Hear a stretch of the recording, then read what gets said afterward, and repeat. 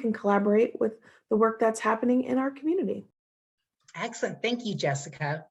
Thank you, Dan, for hitting record.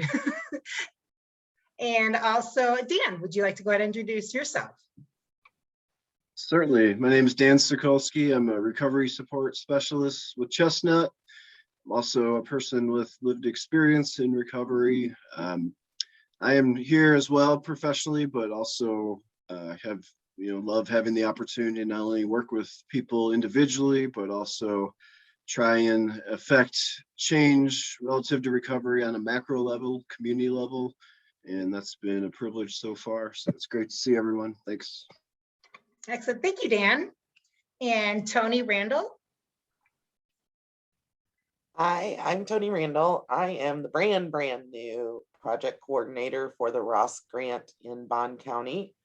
I have only been working for Chestnut for 3 weeks, and I am popping into different ROSC meetings, seeing what other people are doing and what they have going on so I can copy all the good stuff. Thank you for having me, Angie. Thank you, Tony. And we never, just like I say, burpee, it's not copyrighted or anything. You're not copying. We need to share the wealth, connect people. That's what we're talking about. And thank you, Tony, for visiting us from the Southern region. All right, Don. Hi, I'm Don Mahana from Integrity Counseling, just here to support the team. Great. Thank you, Don. Ms. Dorothy Davis. Hi, I'm Dorothy Davis. I can't talk today. I'm Dorothy Davis. I'm the regional coordinator for our Central and Northern Illinois Parent Care and Share program. I'm at this table for 2 reasons. I worked in substance abuse for, too many years. I won't date myself. And also I work with a lot of parents, and I believe in making my parents strong. And I think this program will help my parents out. Excellent. Very good point. Thank you, Dorothy. Michelle Coe. I'm Michelle from the Bloomington Public Library. I am the community engagement person. I'm here with the ROSC because I do think that it is all about community. And I think the people in recovery are part of that community, and we want to make them a vital part. And I am also a child of a person in recovery, and so know the familial aspect of it.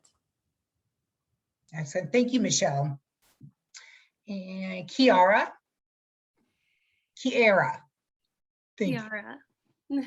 Hello.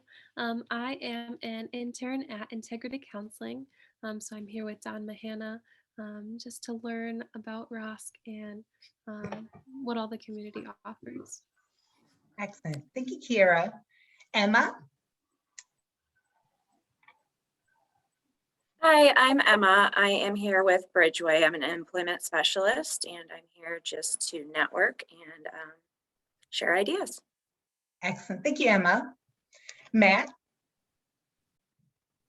Hi, I'm Matt Jones. I'm with Bridgeway. I'm the ROSC coordinator for the West Central Illinois region, which is Knox, Warren, Henderson, and Henry counties. So I'm here to put all of our heads together and work together as a team. So.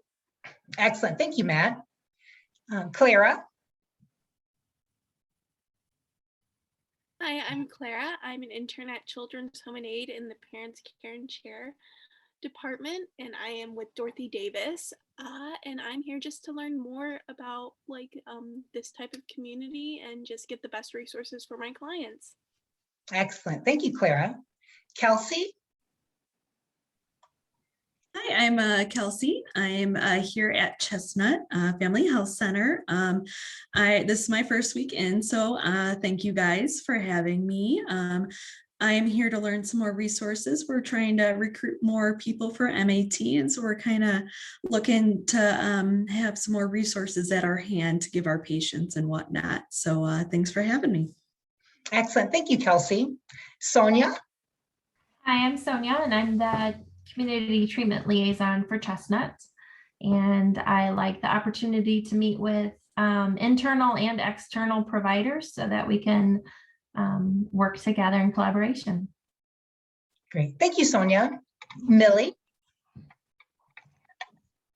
Hello, I'm Millie Pedigo. I'm also with Bridgeway. I'm the systemic care specialist, and I'm also Here on behalf of Fulton and McDonough County ROSC, just here to put my head together and team up, see what we can, come up with. Excellent. Thank you, Millie. And Brian W.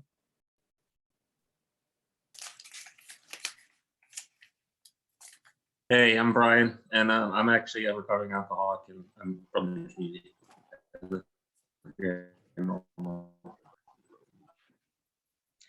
Thank you, Brian. And Jeremy. Hi, everybody.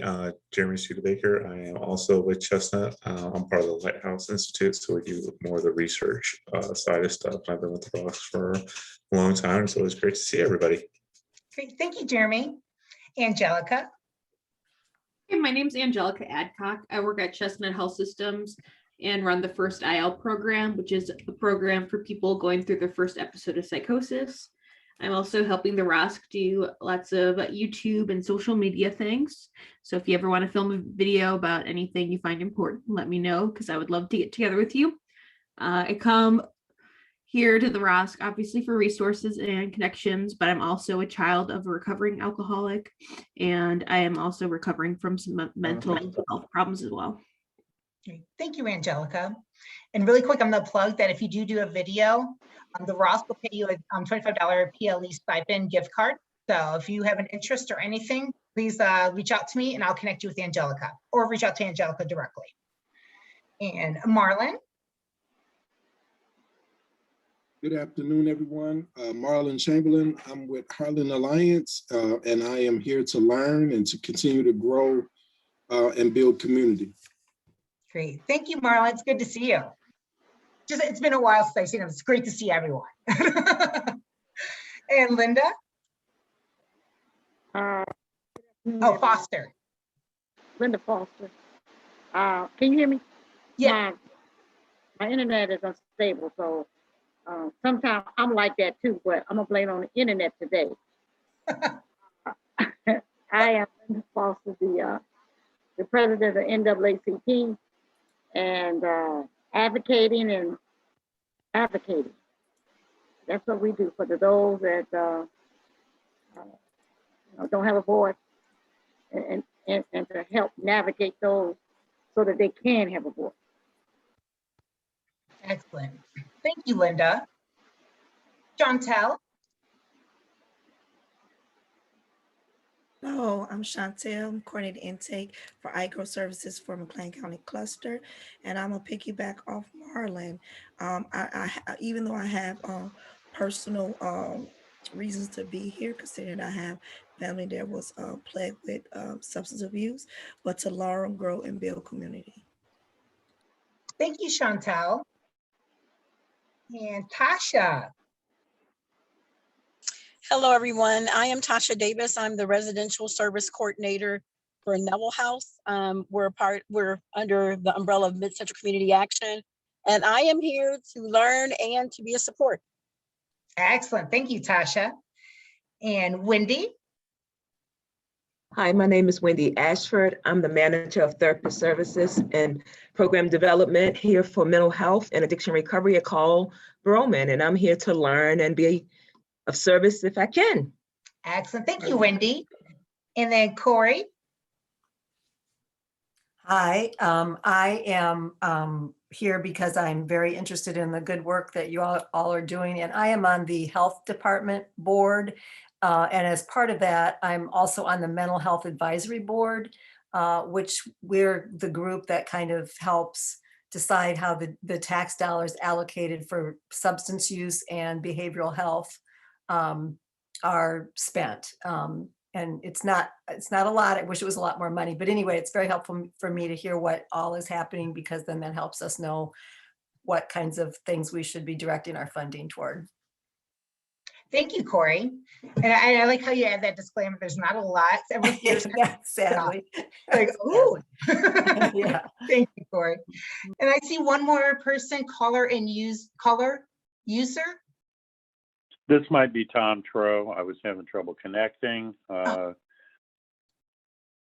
Tom Tro, Regional Recovery Support Specialist for Division of Mental Health, and I'm here to I'm here to learn and just absorb and see if I can be of any help along the journey. Thanks. Excellent. Thank you, Tom. And so, Dan, by any chance, do you have that activity sheet I sent out this morning? I do. Do you mind pulling that up, please? For sure. I would normally, but I've been having laptop issues, so I lost some documents. So it's not like I'm just ordering somewhere off. All right, so then we'll go ahead and start the conversation with all of the activity. If anyone, we'll just take it one line item at a time. Thank you. Thank you very much, Dan. Yep. All right, so I'll go ahead and start with just the general ROSC Council updates. So we're still signing, collecting MOUs. I know I've received some, and so I'll continue to send those out. Electronic copies are fine. So we talk about that a little bit more. Angelica did share about the YouTube video spotlights. We send them out every Monday. And then we've been recording, we have a repository probably until about the end of May for different subject matter and different individuals that either have shared their recovery stories or some tips about mental health through COVID. There's a whole plethora of different things so far that we have that we'll be sharing, but there's a lot of things that are live now. So please go to our YouTube channel, subscribe and like it. It was in that link, was in the email I sent this morning to come to this meeting. And then one item I do know that I'm part of is the Problem Solving Court Backpack Initiative. So I'm on the Problem Solving Court Board. And one of the items that has been recurring in McLean County is when people go into custody and they're leaving, they typically don't have anything. So me and a small group of individuals are working to collect to get backpacks with some basic items for people to have when they leave, just some, basic, human care. I'm very much about having a journal in there, but the toiletries, men, women, unisex, the whole 9 yards. And we'll have storing them at probation, Center for Human Services, and also Chestnut. And then Chestnut Credit Counseling Services Stimulus Check Financial Planning. So that's right now, we're calling it Financial Wellness. It's a 3 Friday webinar series. So this Friday, we're going to relaunch the first one, which was 2 weeks ago. They're every 2 weeks.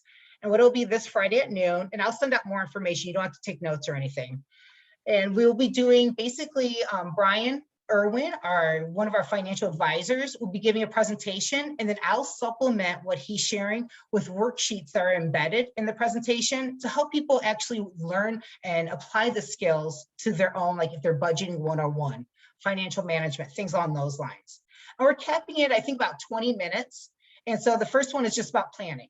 And so again, we'll have a couple of worksheets embedded in that presentation. We will be recording it and uploading it to our YouTube channel. And then we have, Dan, do you want to speak to that next bullet? For sure.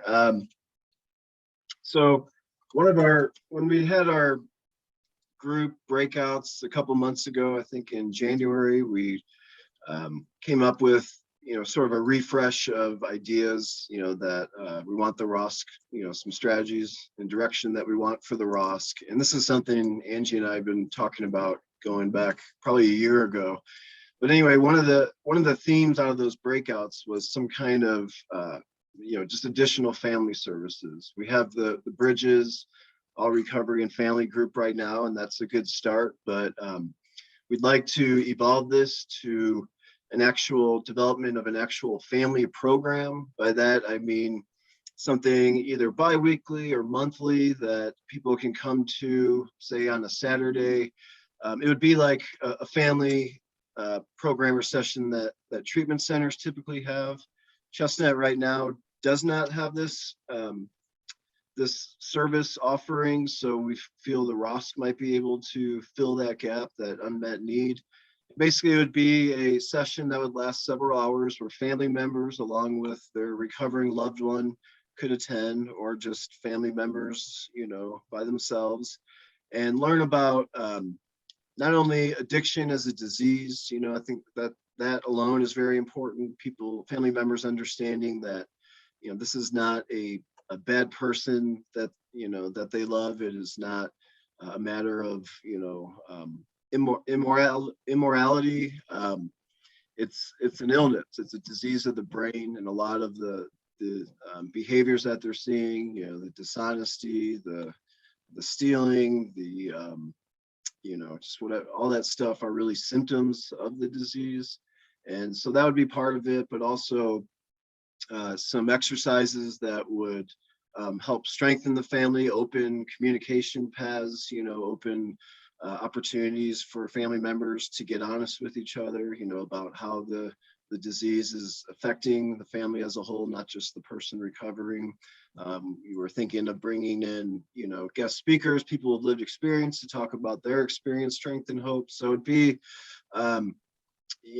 typically a family session at a treatment center is about 4 to 8 hours. We'd have to, figure that out as we go, but we'd like to set up a work group for this. As we know, as many of you know, we have subcommittees we call work groups, since there's only so much we can accomplish here together once a month. We have already work groups for behavioral health, for sober living, for sober recreation, for spirituality. I'm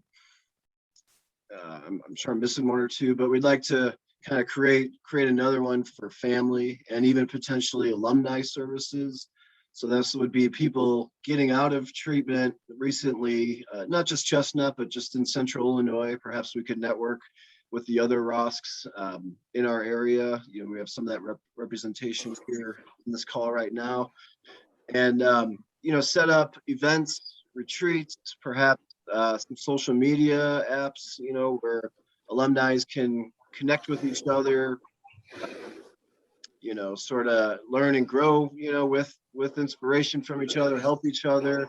We could have guest speakers come and speak to the alumni. We could have alumni members themselves speak to, newer alumni, just something that kind of builds a network around people getting out of treatment, and kind of in that early stage, where he's sort of fragile. So Angie, feel free to add anything I may have left out. No, I think that's a great overarching, I would say, projection of our vision.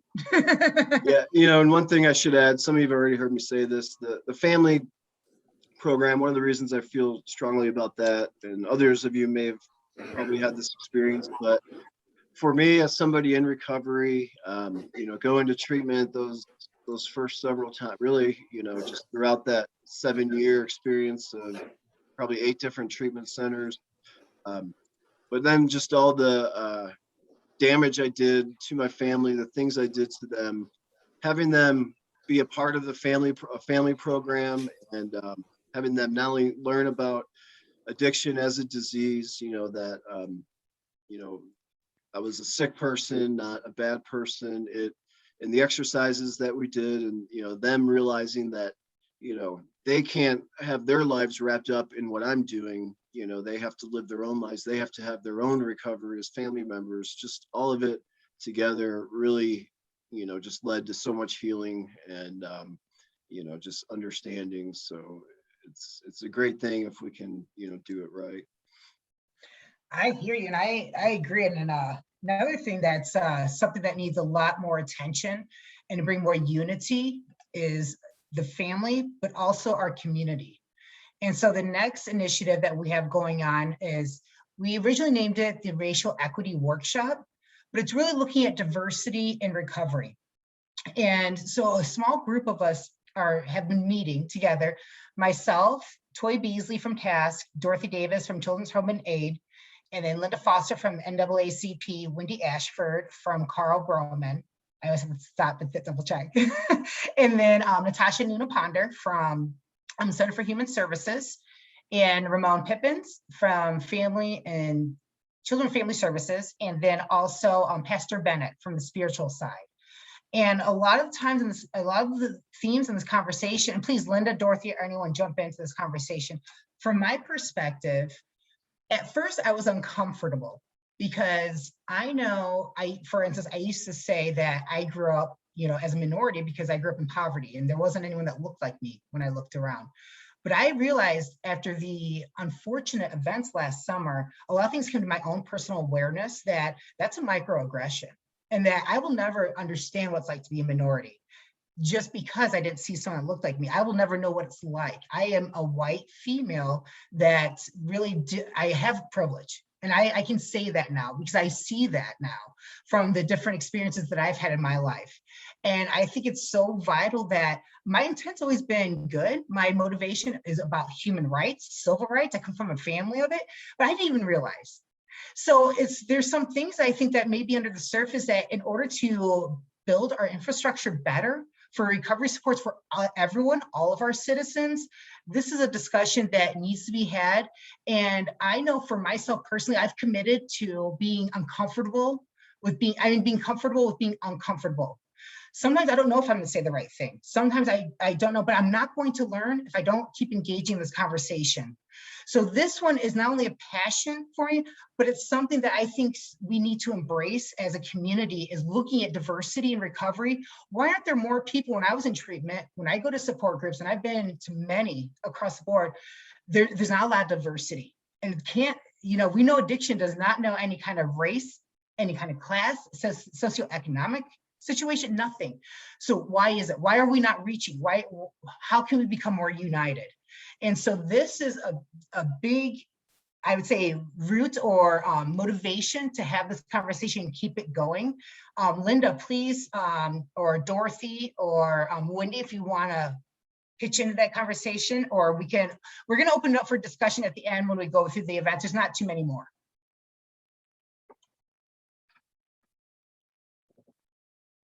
I just know I'm really excited about this because I've worked in substance abuse. I've been a residential counselor. I was a supervisor.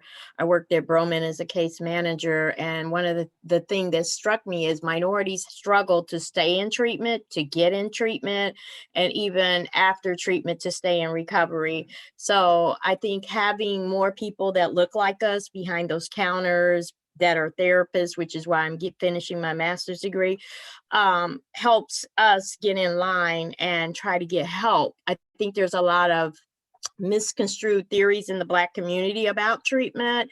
They're not sure they can trust it with good reason. And I don't even think at times it's offered to them through the legal system and other areas. So there's probably a lack of awareness as well. So I think this is a great workshop and a great chance for people to learn more, ask more questions, and, just help us create some different pathways for people. I think it's excellent. Excellent. Thank you, Dorothy. And then with that being said, we are also. Go ahead, Linda. Sorry, I can't see everyone. Thank you. Because I'm looking at the screen, I can't see anyone. My computer is not working right. But anyway, I wanted to just say that the panel has got a wealth of information and experience, and I believe that it's well-rounded. We have folks on there that will see it from this end. Yeah, some people have interaction with individuals on this end. So hopefully we can close that loop so that we can hear and have the understanding of what globally individuals face. And that's on the individuals that are clients and also the ones that are providing the service. So we wanted to make sure that everybody got something out of this thing so that we can be better off for it. Ross is doing a great job with pulling this all together and having this conversation. And that's what it is, not to have anybody feel anything differently other than we're here to help. Yes. Thank you. Thank you both, Dorothy and Linda, for adding that. So, and then the next area that we're looking at is a sober recreation, and that's paint and open mic nights. And this is to reach individuals that for their outlet, they're trying to switch it from maybe a dysfunctional or maladaptive behavior to a healthy outlet.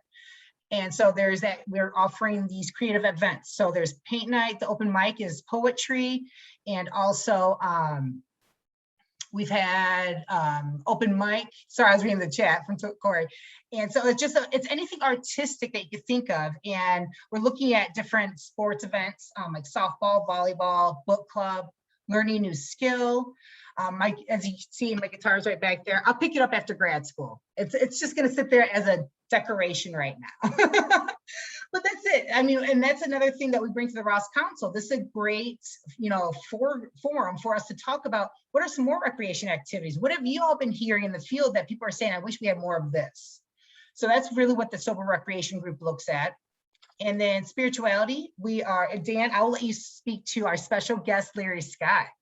Okay. And then looks like we might have skipped sober living. So you want me to cover that first or just do that after? Oh, yeah, thank you. Yeah, no problem. I'll start with the sober living. That's right now a relatively small group. The core members are myself, Laura Passetti, Angelica, Adcock, and Toy.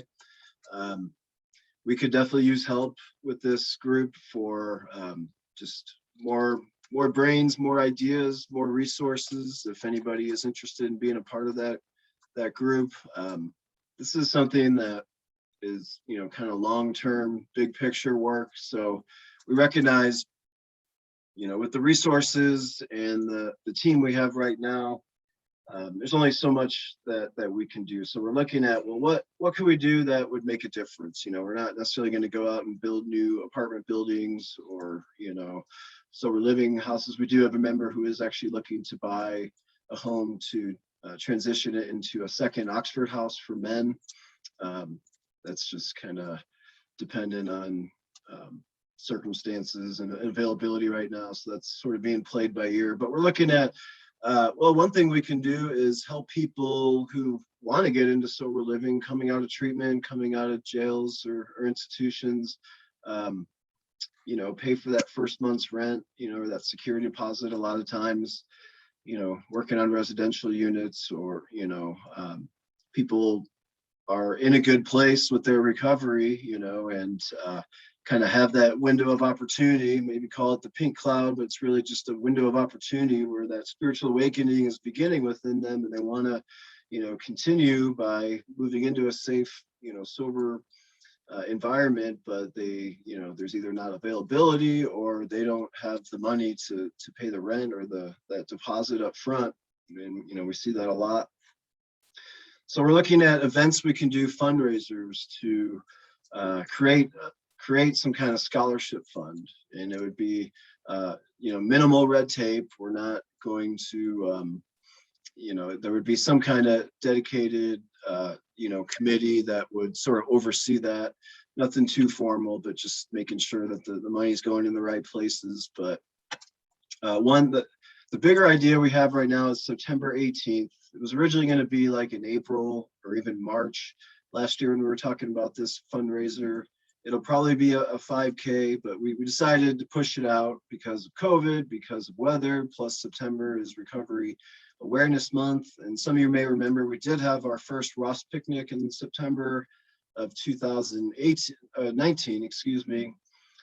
So this would be like a parlay combination of a fundraiser event plus the picnic. So we'd, find a park. This is all happy path, assuming that, we can pull this off with the pandemic, by then that things will allow this to happen. But the idea is having a picnic, food, activities, volleyball, corn throw, whatever that beanbag game is, and we actually have a lot of these, this equipment already that we purchased for the ROSC or that Chestnut's willing to loan to us.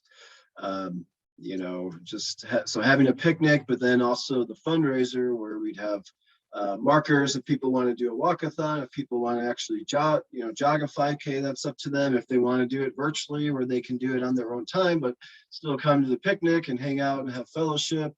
Maybe we can reserve a guest speaker or something, or have like some breakout meetings. Or I know in 2019 at the picnic, we had somebody to do like a yoga session. It just happened to pour all morning, so that didn't necessarily work out.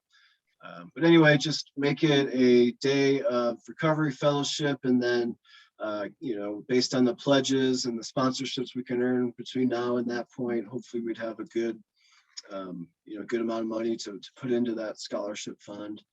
And then maybe the following year we have a fundraiser for another cause. You know, if there's some other, you know, need that we recognize as a ROSC community that, you know, that could use some financial support.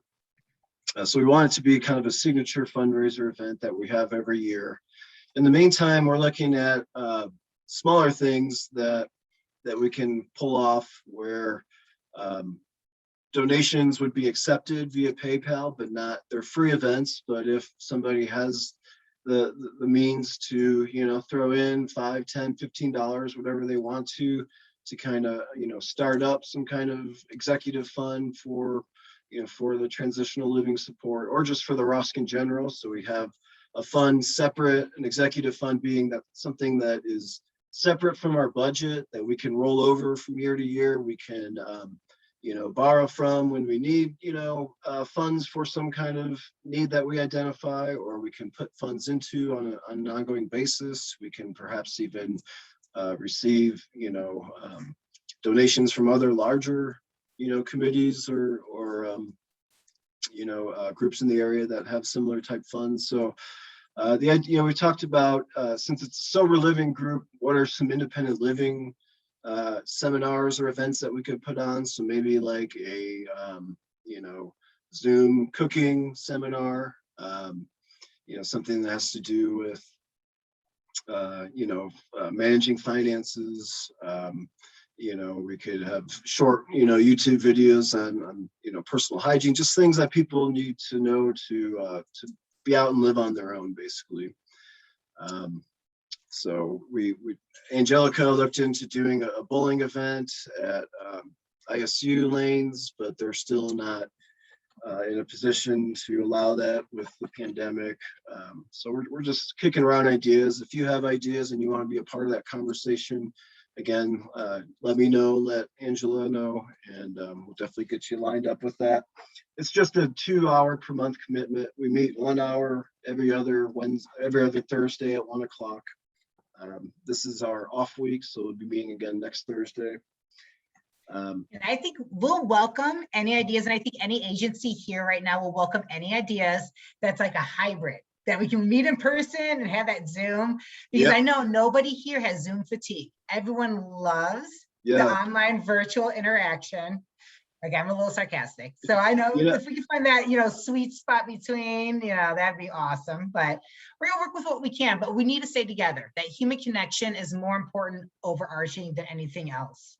Yeah, and kind of on that note, I sent out our newsletter a little bit shortly before this meeting. I imagine most of you haven't seen it yet, but there's like a feature article that really, you know, we got some quotes, talked to some experts in the field, our ROSC coach, some other ROSC coaches in the state, basically explaining how a lot of experts in the field see a ROSC as really the wave of the future when it comes to treatment and even recovery. And but the emphasis, all of these people that have experience developing ROSCs in other states and helping it in Illinois, the theme is, you know, the community has to be involved, right? So that's us right now. You know, nobody else is gonna do this stuff. You know, it's great to have support at this meeting once a month, but we, you know, eventually Chestnut is not going to lead the ROSC, and you know, this,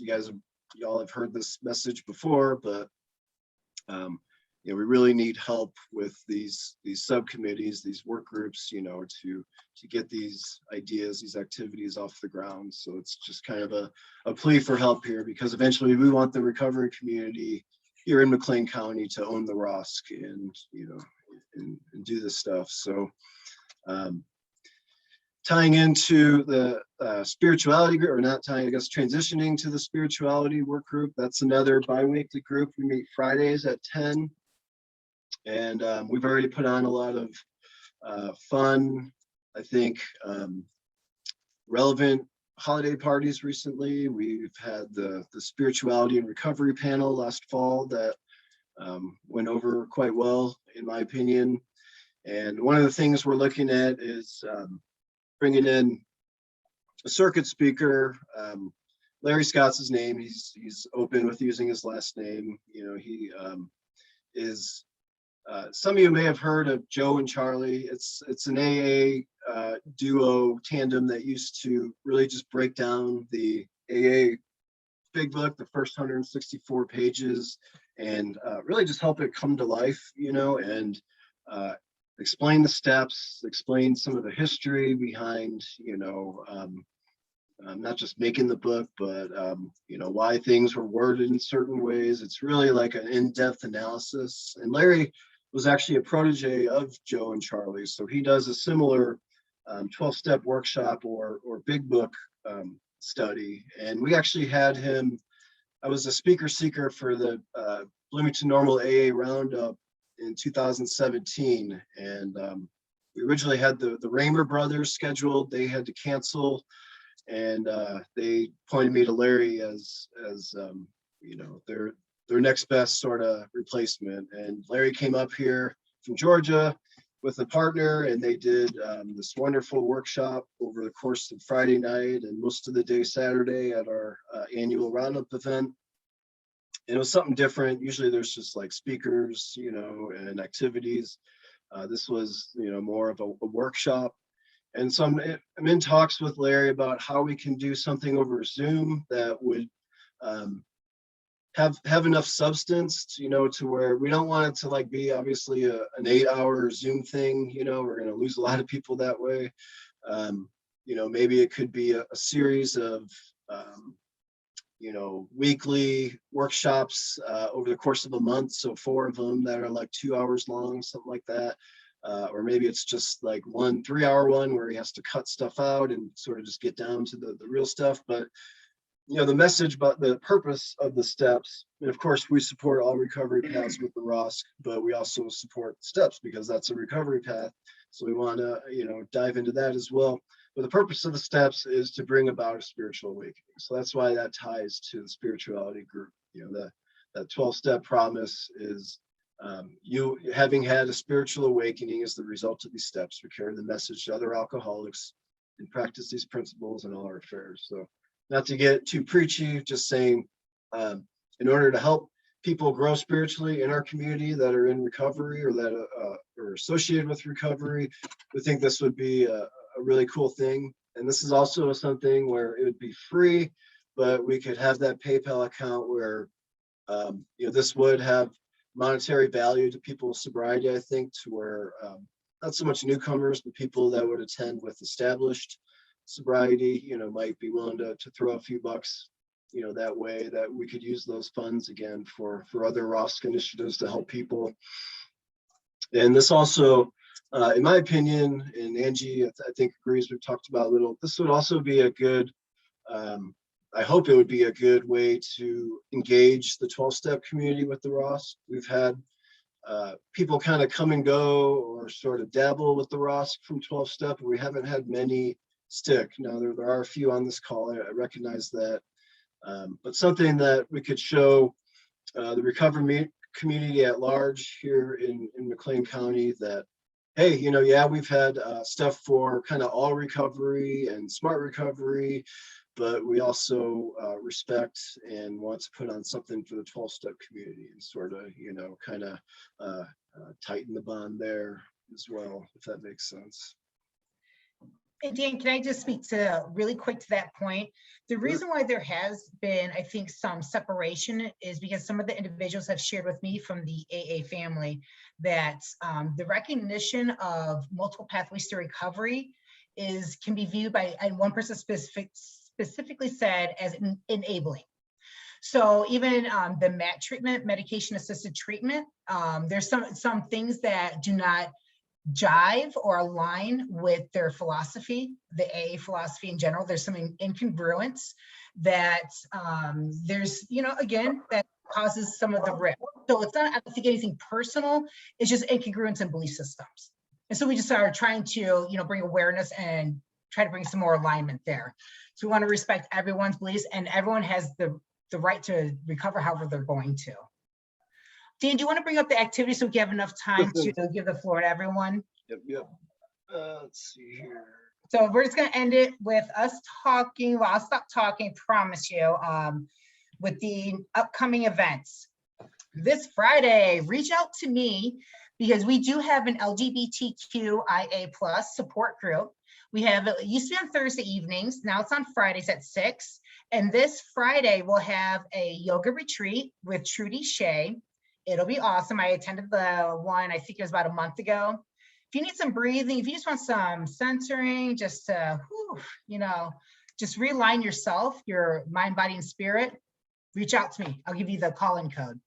Again, we don't advertise a lot of the call-in codes for any events that we have for our LGBTQIA community, because this community is prone for aggressive attacks or threats, especially on that Zoom platform.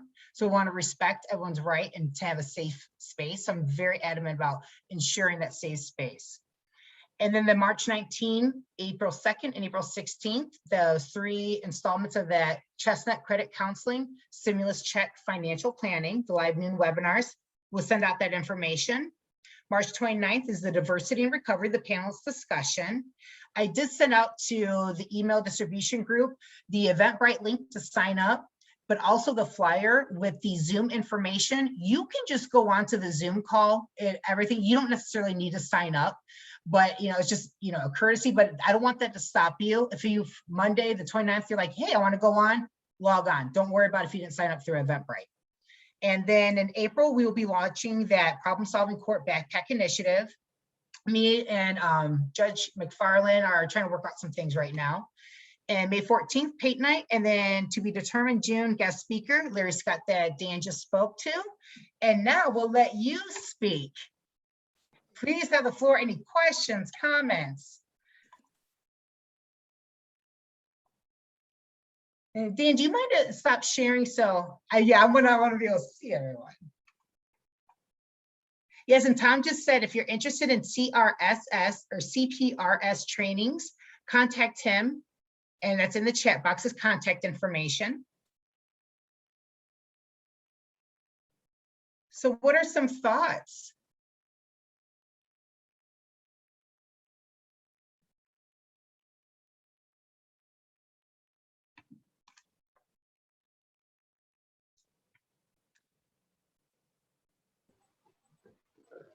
I really am impressed with everything you're doing. And I go to the spirituality meeting twice a month and think, what are we going to do? And there's always an initiative that is started or something we're working on. It is not passive. They're very active. And I really appreciate all the things that you are putting forward. I'm very impressed with the ROSC. I love being part of it and love knowing that I have a seat and a part in this too. I do want to share something that we're doing at the library on March 24th. We're going to have a virtual program about, it's for parents for youth mental health first aid. And it's being put on by, one moment, the McLean County Mental First Aid Collaborative, and it's 9 to 4. I think it's just it's something that is very much needed right now. And there's a lot of hurting youth out there and parents that don't know what to do. And I think that this would be a great idea. Michelle, if you send me the call-in information, is it on the Bloomington website? It is on the website. Yeah. And you have to register. That's limited seating. So. Okay. I'll send it out to the network. I'll pull it off the website. Sure. Yeah.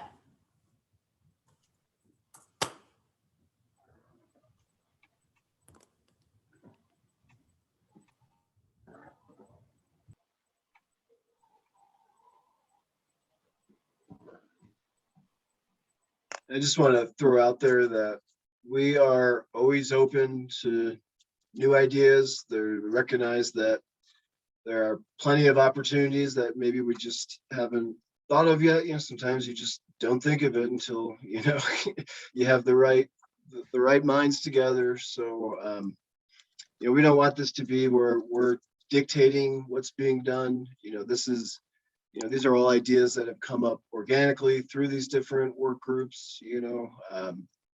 So, you know, please, by all means, reach out, or, you know, if you have something that you want to speak to in an upcoming meeting, a topic, or something you're passionate about that you think that we need here in McLean County to help recovering people, please don't be hesitant or shy about letting us know. This is a collaborative. This isn't a, you know, a situation where we're trying to, you know, dictate what's being done. You know, we recognize eventually this whole community plus the recovery community is going to have to own this. You know, we're just trying to provide guidance. And also the subgroups are very small. So you have a voice, and really you need to speak to be part of it. I mean, you don't have to speak, but you have the ability to speak because there's not as many voices at the table. So. Hi, this is Corey Tello, and I just was wondering if you could talk a little bit more about the diversity in recovery group, the racial equity workshop that you mentioned. Are you a work group, or are you actually going to put on a workshop? I'm a little confused by that. So, because I think it's a great idea, as everything that I'm seeing here. That's an excellent question, Corey, because, and this helps me frame the lens that people are sometimes viewing these activities through, because being in the weeds, sometimes I forget some of those details.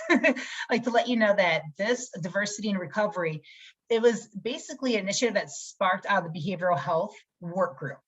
So like the 5 work groups will have these ideas or initiatives, and then different community members, whether it's a passion of theirs, or if it's like, so to speak, staying in their lane, if they're, you know, in behavioral health therapeutic clinicians, things like that, they will join that initiative. We may reach out to them. Hey, we're doing this. For instance, Tori and I started talking about having this group, this panelist discussion back in like last August.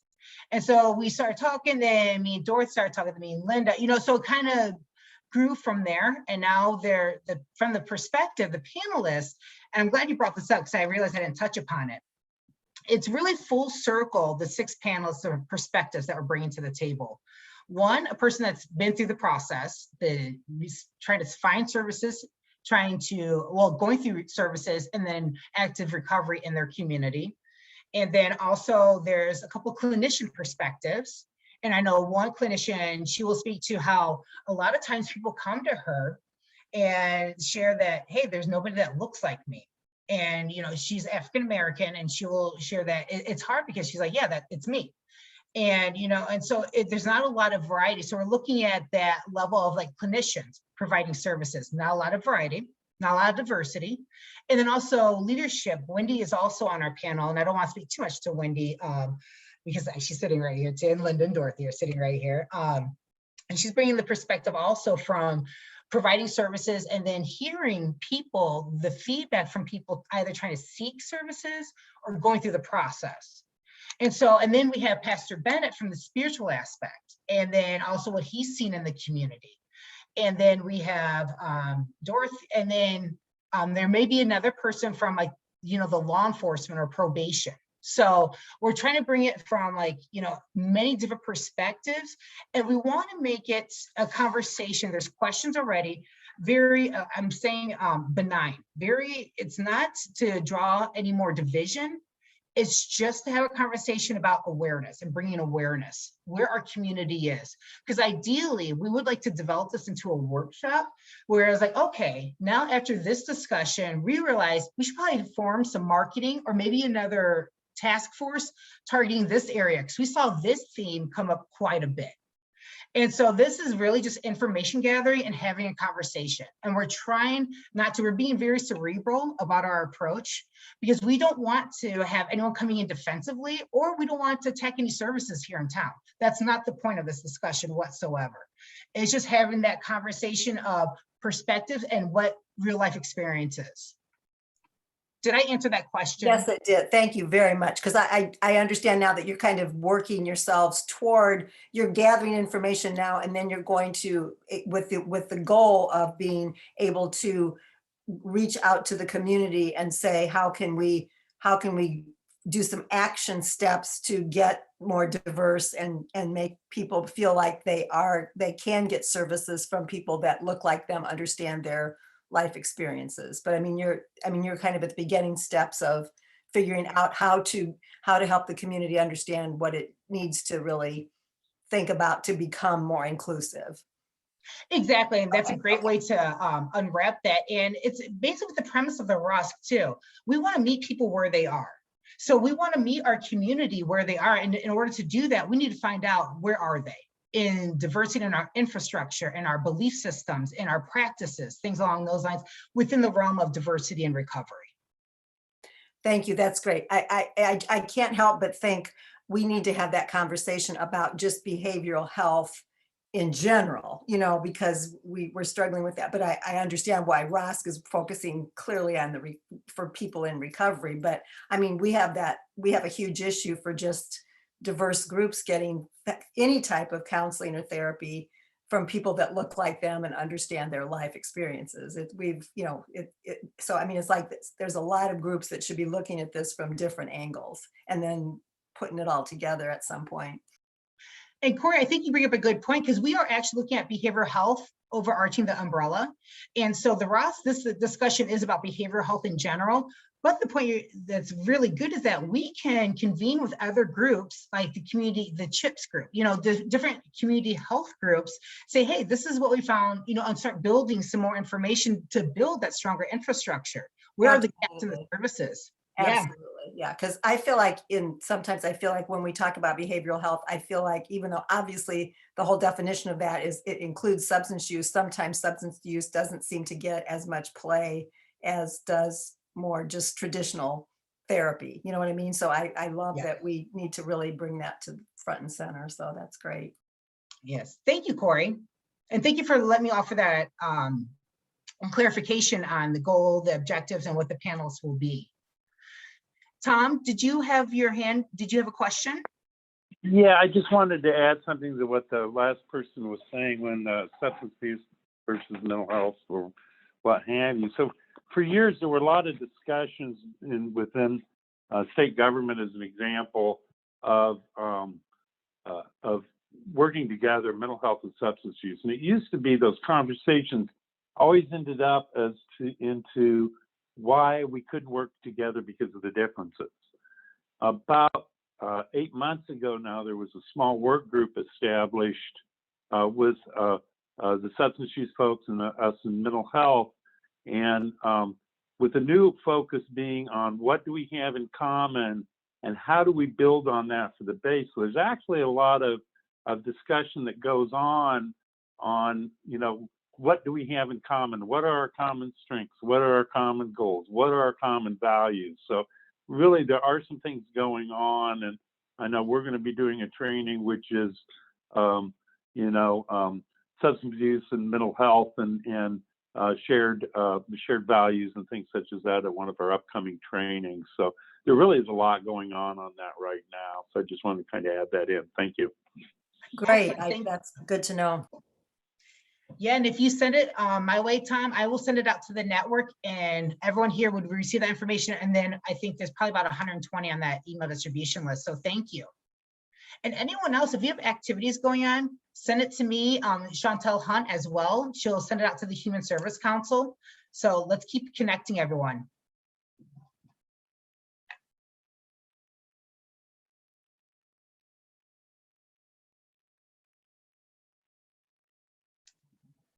All right, well, it's about 4:27. I want to respect everyone's time. So if there's not any final thoughts from anyone, great meeting. Thank you so much for the dialogue. And if you want to reach out anytime, please do. But I will leave the floor open. Many hearts haven't here. I want to match with the heart. For those of you that know me, I'm definitely not an introvert. Angie, at some point, and I will follow up with you to schedule a one-on-one. Yeah. But I would also like to talk about, and I may have missed this, but is there sort of like a working group around reentry advocacy? I'm not sure if there's a working group that aligns with maybe sort of like mental health, reentry, substance abuse. And I'm thinking more in lines of sort of like advocacy and leadership development. But also I wanted to get with you so that I can talk more about my new role and what that means and what that could look like. So I'll definitely reach out to you, but I would be interested in joining a group around sort of like reentry and barriers. We had a meeting, it's all in the very early stages, but Angie and I had a meeting with representatives from YWCA Labyrinth and a professor from ISU that they're starting a reentry project, and they were looking for ways that the ROSC could assist. So we may possibly, we just had the one meeting, but there is something in the works along those lines that hopefully the ROSC can augment, be a part of, and we may have that professor speak at an upcoming council meeting to talk more about what that project is, the details. I don't have much, it's just, it has to do with reentry, and it sounds like it might be something right up your alley, Marlon. Thank you both, Dan and Marlon, because that's what I sent you information about, Marlon. So yes, and Okay. that totally fell off my memory radar until you both just spoke to it. So thank you. See, Was I'm that the- concerned, I'll own it. Was that the Women's Reentry Council that you? Okay, I missed it. I'll reach out to you. We'll get together. Okay. Could you kind of hold back, because I want to bring you up to date on some contacts I've made. Cool.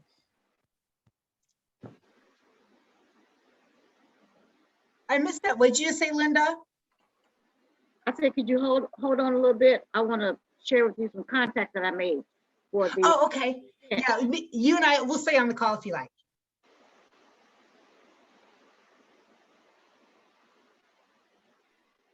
All right, and then Was that everyone it? have a great afternoon. Thank you for coming. On. Bye. Thank you. See everyone. I'll see you March 29th. Hey, I did reach out to Greg Scott. He's the interim chief of police for Bloomington. Nice. And so I shared with him, and he has agreed to participate, be one of the panelists. Nice. So work. the interim chief of police. Good, great work, Linda. Yeah. Might need to craft a question or two specific to him. Do you mind doing a soft introduction between me and Dan and him, so we can reach out to him and see what he needs, like, so we can meet with him?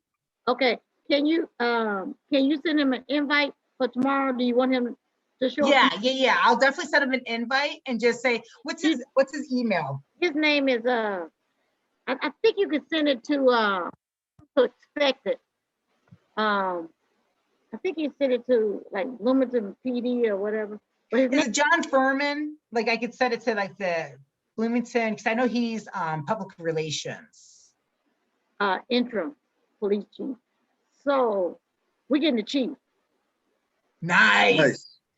We're getting the chief. That's awesome. Like, Good get, Linda. Linda, I'm giving you, you have a gift card coming your way. Tom, if you know, I don't want to call Linda out, but she had this task. She's like, I'll find police and probation. Tom, are you still on, by the way?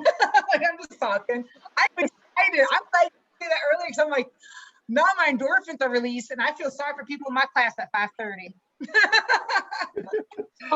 So can you find out, I looked it up online. I should ask him for it. I know he has one directly, has his email address. You know what? I will call him and get his direct email. Call him and get his direct email. Say Angie's going to be reaching out to you. I told him that you would. I talked to him last week. Oh, what's his phone number? I'll call him. Just call that non-emergency number. You know that number? Yeah. No, I don't. Oh, it's like 8. Oh, the Bloomington Police Department 888. non-emergency. Okay, what's his name though? His name is Greg Scott. Grant Scott. Thank you. Greg. Scott. I'll forward the email, but then I'll try to give him a call to see if he can hop on the meeting. But he for sure confirmed with you, yes, I want to do the panel. He's already confirmed, and I sent him that email that you sent us about the program. Okay. So if you can, Oh yeah, I'll reach out to him. I'll reach out to him right now because my class is till 5:30. Yeah. All right. That's awesome, Linda. He doesn't respond. That's awesome. That is. Yes. At the 11th hour. You know what? You came through. I don't care if it was in the first hour or at the 23rd hour. You got my respect. Like I know you got it. You pull through on the clutch. That group's meeting tomorrow morning, right? You got at 10, yeah. Okay.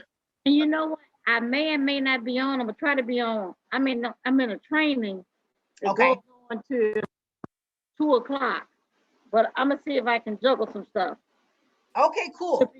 I'm gonna try my best to try to be on. Thank you. And then if I refer to you, obviously, when did you talk to him so I could just have a point of reference? You said what? When did you talk to him so I can have like a point of reference? Like just recently? Friday, cool. So I'll say last week, perfect. And me and Dan will be the ones that will probably reach out to you, organize, because I know Dan will definitely want to be with it and talk about questions and whatnot. All right.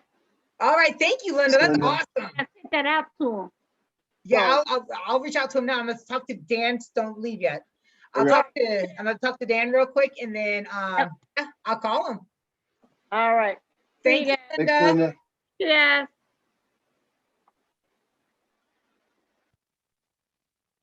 That's awesome. Yeah, it is. That's like a local celebrity kind of. Well, now I don't know if I want to MC, dude. I just finished what? You ever seen the show The Shield on FX? I love The Shield. Oh, it's so good. I just I rewatched it. it. That was old school. That's like when I was engaged to someone. I'm married to someone else now. Yeah, it was from like started in the early 2000s, but I watched it like 7-8 years ago when I was still drinking, and then I just finished it. Like I've been watching it over the last couple of months and just finished the finale. But I never realized how much power the chief has, because they have like, this chief's making all these calls, and so hearing her say that, I was like, oh, that is a big deal. Isn't it funny too, like how you watch or do something now and you're like, wow, it's so different than what I remembered it, or if I did remember it. Yeah, right. Or how much I don't remember. Yeah. Right. So I think I'll just try to call the non-emergency number. Ask, am I like, hey, can I talk to Greg Scott? Are they gonna be like, yeah, sure. Yeah, right. I know. Is there a number? I don't want to send it some generic email. But I want to try now. Maybe just say, can you transfer me to the voicemail of Greg Scott? Yeah, I'll figure something out. I'll reach out and then we'll go from there. Awesome. I thought it was a great meeting. Yeah, me too. It went really well. And sorry about earlier. I didn't realize like the state meeting is about family. So I was like, oh, Dan can speak to that. So I didn't mean to like, throw you under the bus. No, I was happy to. I had notes already, so can't really see it. Oh, then I guess it was on the agenda. I didn't have access. I don't know. Well, I just during the last meeting, I was like, I should make sure I'm prepared for this meeting. So I just jotted down some stuff I wanted to make sure that I remembered to say. Thank you. Yeah. So yeah, I think it went well. Yep. Great conversation. I'm surprised that I'm surprised Corey jumped on. Because this morning I was having issues in behavioral health. I'm glad I didn't have issues. Obviously, I sent out the agenda because I got up at like 4:30. I'm like, I better do this now. As soon as I tried to get on the 8 o'clock meeting, the CHIP meeting, I keep community behavioral health. I don't know, Trisha Millot, Corey's on there, but yeah, she has funding opportunities. I know that name. I don't know if it's from I feel like it goes back to does she used to work at Broman? Oh, I'm sure. Dude, she's like the godmother of funding in Bloomington Normal. Okay. Yeah, I know that name from. Of like behavioral health. She's involved with the wraparound services. She's on that committee with me. God, she's tied to a lot. Okay. So that's Dallas for the family. I'm so glad when you were saying that, funny. I'm like, oh, I hope she's taking note. Okay, well, I'm sure you're over your time. I'm definitely over my, well, I'm kind of over my hours. I don't know, not having a laptop for 5 hours, does that count? I think it counts. You're trying to work. I'm sure you're doing stuff and, True, this is true. yeah, All just right, shave it yes, off Friday. Yeah, I'm thinking. But I always love this feeling on this day of the month after the ROSC, you know, because it's kind of a long day with the other meeting before, and then I've got supervision with Brian on Tuesdays, whatever. So it's like, it's just like, all right, yeah, like you said, release the endorphins, go to smoke, feel good about it. I know, and see, Dan, I was feeling the same way. Sorry, real quick. It's the Oh, you're third good. Tuesday. So then all of a sudden the community behavioral health meeting is from 8 to 9:30. SICE meeting is at 10. Then I was gonna meet with Tony today at noon, but I'm like, can you just jump on? Because I'm having computer problems. And the 1 o'clock state meeting, this meeting, and then I have 2 classes tonight, diagnosis. Oh, so you're, yeah, I'm Oh yeah, complaining about my Tuesday's schedule. Yours fucked is right twice. now. Well, it's every 8 weeks. So right now it's the first time I've had both classes, but I did drink a little coffee, but I'm working on not talking. Well, this one's a bad example. Anyways. Oh, you're good. That's I know, my endorphins are part of the released. reason we love you. I know, right? And I'm so glad you guys accept me. I'm also kidding. All right, bye. All right, Keep have a good talking. night. Good luck with your classes.